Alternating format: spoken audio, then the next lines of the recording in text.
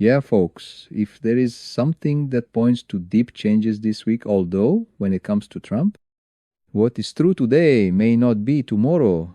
The Middle East and all its complexity went through at least unusual events.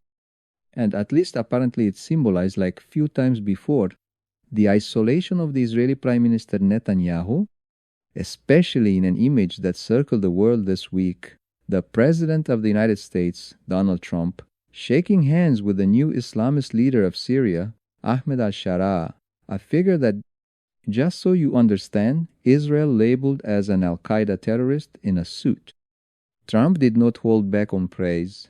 After the meeting with Sharaa on Wednesday in Riyadh, he said the following: "He has potential.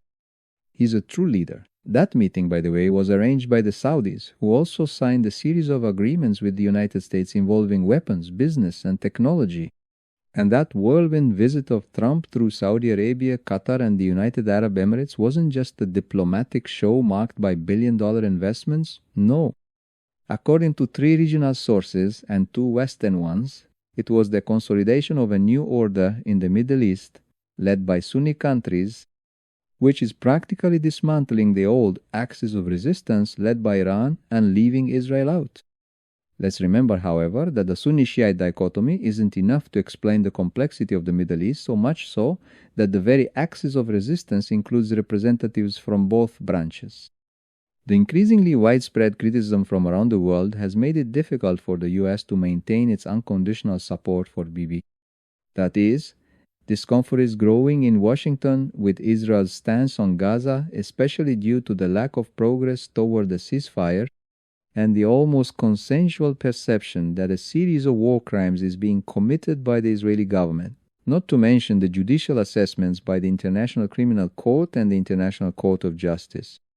This trip by Trump was seen as a direct message to Netanyahu. According to those sources, the warning was clear. In this new American diplomacy, more pragmatic and result-oriented, unconditional support for Netanyahu is no longer guaranteed. Who said this? In so many words, was David Schenker, who was U.S. Assistant Secretary of State for Near Eastern Affairs during the Bush administration. He said, "This administration is very frustrated with Netanyahu, and that frustration is becoming evident.